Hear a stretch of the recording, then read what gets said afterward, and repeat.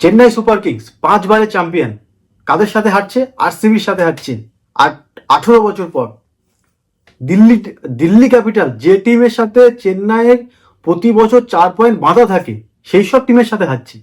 5 বারের চ্যাম্পিয়নকে কি শেখাতে হবে কিভাবে তারা আইপিএলে নিজেদের ঘরের মাঠে খেলবে?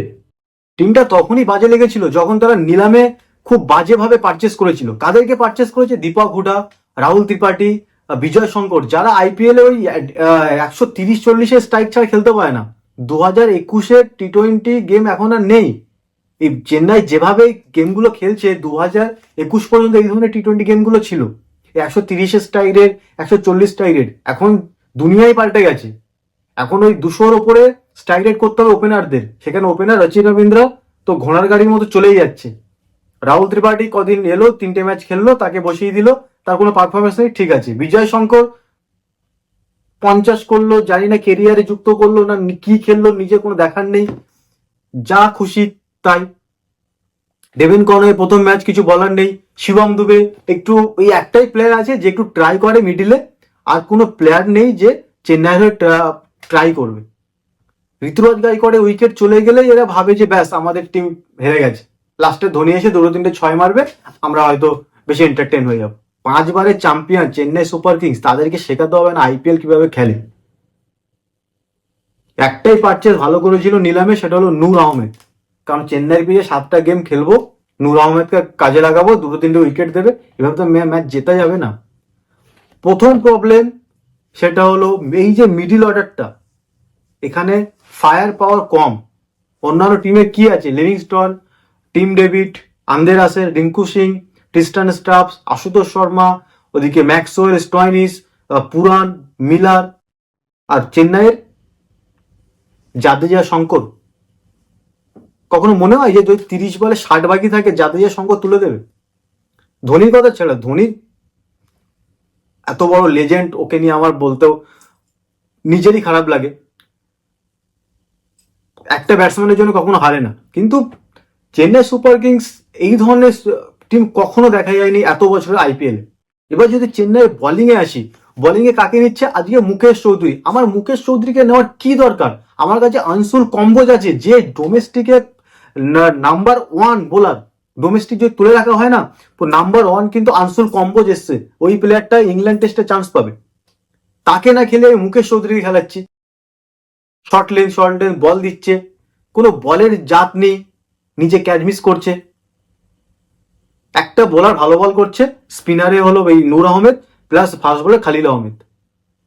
এইভাবে টুর্নামেন্ট জেতা যায় না, এইভাবে ম্যাচ জেতাই যাবে না। চেন্নাইয়ের এই দুর্দিন কখনো আসেনি যে তারা ঘরের মাঠে গেম হেরে যাবে আরসিবি দিল্লির কাছে। চেন্নাই যে বোলিং সেট আপটা খুব ভালো করে যদি কেউ লক্ষ্য করে, চেন্নাই যে বোলিং সেট আপটা, এখানে স্পিনারও তো মিডিল অর্ডারে আসবে। কিভাবে শুরুটা কিভাবে করতে হবে? খালিল আহমেদের সাথে আরেকটা ফাস্ট বোলার, যে ওই যে নতুন বলটা থাকবে, যে ইউজ করতে পারবে, ইন সুইং আউট সুইং করতে পারবে। খালিল আহমেদ বোলার ঠিক আছে, ভালো বল করছে খালিল আহমেদ, কিন্তু খালিল আহমেদের সাথে আর এক সাইডে কে বল করবে? পাথিরানা নতুন বল করে, ক্রস সিমে বল করে, ইয়ারকার স্লোয়ার। মুকেশ চৌধুরী মার খেয়ে শেষ হয়ে গেল। আমার দরকার নেই, আমি এমন একটা বোলার খেলাবো যে আমার পাওয়ার প্লেতে 2 ওভার করে দেবে। খালিলের সাথে ডেতে আমার পাথিরানা করবে, তার সঙ্গে একটা খালিল আহমেদ লাস্ট 2 ওভার রেখে দেবো। মিডিল অর্ডারে অশ্বিন, জাদেজা, নূর আহমেদ করবে। এবার অশ্বিনের কথায় আসি, অশ্বিনের কিন্তু সেই ফর্ম নেই। অশ্বিনের লাস্ট আইপিএল যদি কি তুলে দেখা হয়, রাজস্থানের হয়ে যা খেলেছে, ভালো পারফরমেন্স নেই। অশ্বিনে ভালো পারফরমেন্স নেই, অতিরিক্ত ডিপেন্ড হওয়া ভালো না। আরেকটা জিনিস সব থেকে বড় কথা, যেটা Ashwin as a 7 number batsman নয়। সব টিম তুলে দেখি আমি, 9টা টিম, 7 নম্বরে কিন্তু একটা প্রপার অলরাউন্ডার হার্ড হিটার আসছে। সেখানে কেন বলছি, এই উইক জোনগুলো চেন্নাইয়ের, 7-এ অশ্বিন, 6-এ ধোনি। ধোনির কিন্তু ওই ফর্ম নেই, ধোনি সব ম্যাচ এরকম খেলবে না, ধোনির একটা দুটো 6 মারে চলে যাবে, ওকে বলে লাভ নেই। তার আগে জাদেজার কিন্তু সেট হতে এখনো টাইম লাগে, সেই 2021-এর টি20 প্লেয়ার হয়ে আছে এখনো। পুরো সেট আপটাকে চেঞ্জ করতে হবে। এবছর চেন্নাই সুপার কিংসের কোনো ভবিষ্যৎ দেখা যাচ্ছে না। যতই তুমি চেঞ্জ করে নাও, ডেভিন কনওয়ে আনো, রাহুল ত্রিপাঠী আনো, বিজয় শঙ্করকে ওপরে তোলো, শিবম দুবেকে নিচে পাঠাও, কোনো চেঞ্জেস হবে না। চেন্নাই পিচে 180 মানে অনেক রান, আর এই ধরনের চেস চেন্নাই করে। রচিন রবীন্দ্রা ওয়ার্ল্ড চ্যাম্পিয়ন্স ট্রফিতে সেঞ্চুরি পর সেঞ্চুরি, আইপিএল এসে কি হয়ে গেল? বেশি রান তো দরকার নেই। 6 ওভারে যদি আমি 10 বল খেলে যদি 30 রান করে দিই টিমের হয়ে, তাহলে তো অনেক।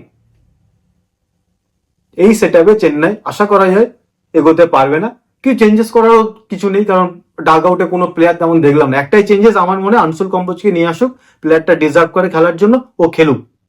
ভালো বোলার, মুম্বাইয়েরও একটা দুটো ম্যাচ খেলেছিল দেখেছিলাম, ভালো বোলার, আর কোনো সেট আপের দরকার নেই। দীপক হুডাকে খেলাক, আমার মনে হয় ইন্ডিয়া দীপক হুডাকে খেলাক, 5টা ম্যাচ চান্স দিক, ভালো খেলবে player. Indian pitch, Chennai pitch spin ভালো খেলে, চান্স দিক। বিজয় শঙ্কর স্ট্রাইক রেট বাড়াক, নিজের পিচ তামিলনাড়ুতে খেলছে, কি স্ট্রাইক রেটে খেলছে আমি বুঝতে পারলাম না।